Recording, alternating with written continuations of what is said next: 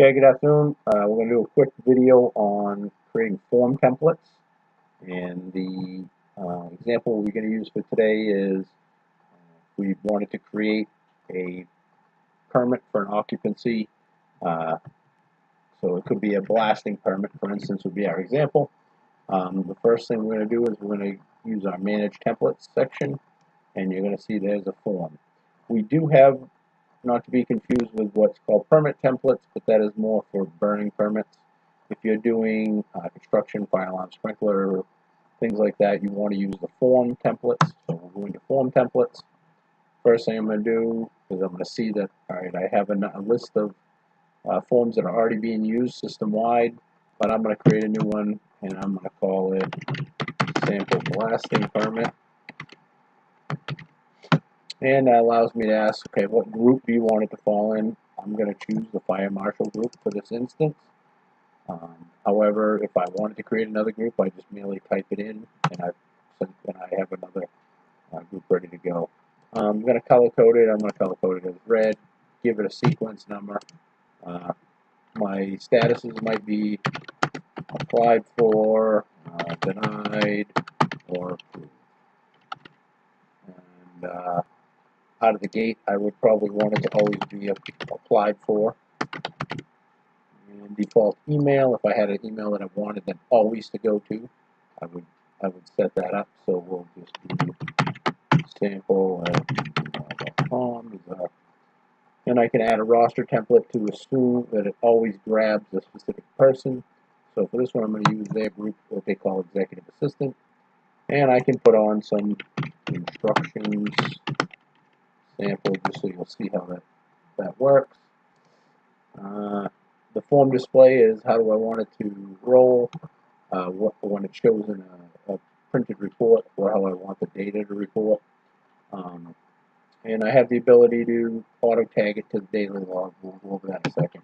Down here, I have to decide where do I want this report to lie. Obviously, if I'm going to use it in mobile setting, I need to check off that. If I want to use it in main menu, and I may want to tag this off for either occupancy or inspections, so that makes it available there. Real quick, what does that mean? When I go up here on my main menu now, you'll see that there's my sample blasting permit. So when I hover on it, if it was instructions, the instructions are going to show. And again, to get back to it, form templates, and make sure I'm looking at the one that I want, and I'm looking at the sample. Fields text is the fields that I need to capture. So I may decide I need date of application, date approved, and to make it simple, just put applicant name. So real quick, I have my field status show, require, or hide. So I'm going to require that. I'm actually going to require all of them. And field choices might be if I wanted it to be a drop-down list. In this case, none of them will be a drop-down list. And what do I want it to be? The first two are dates. And the third one is just going to be free text. And now we're ready to go. So I'm going to go back up to my main menu, and there's my sample blasting permit. When I click on it from the main menu, it's going to ask me if I want to pull in. Remember, we set it up to pull in that executive assistant. I'm going to pull in the executive assistant. Now you'll notice that her name is actually on there, and there's the three questions I asked. You'll notice they're all red because you said you wanted to require them. So because you told us a date, that's what you're going to fill it out. You'll notice that in the instructions, if you need help with it, that's what will tell you how to what instructions are needed. You can tag as many people to it as you want, and if you started it from the main menu, you'll notice that it's not linked to the daily log yet. It's not linked to a specific occupancy or inspection. However, you can do that manually. So I could choose that I want to tag it to an inspection, and I believe we chose, 6 or 8 Acorn was what we had tagged it to. So if I tag it, now it's tagged to 6 Acorn Street. If I make a mistake, I click on it again and say, oh, I really want to tag it to 8 Acorn Street. or I can say, you know what, I don't want to tag it to any occupancy belt. Same thing goes for daily log. I can say I want to tag it to today's daily log, or I can clear that out of there. And that's not tagged to the daily log. Now I could have set it up so that it was always tagged to the daily log based on one of these dates. Remember in the setup.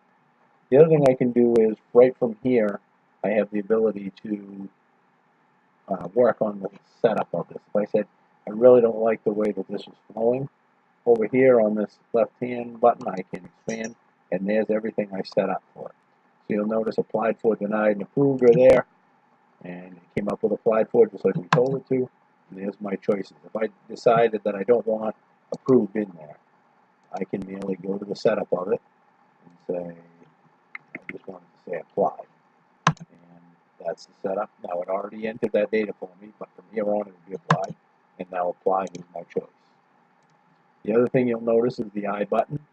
The I button keeps all the info on that record, so you're going to notice that it shows who created it, and every time something major happens to it. It doesn't track every keystroke, but it'll track when we change status, when we do something with a key to it, whether it be emailing it out, approving it, so on and so forth. Okay? And again, my patch over my home key, I can get out of here.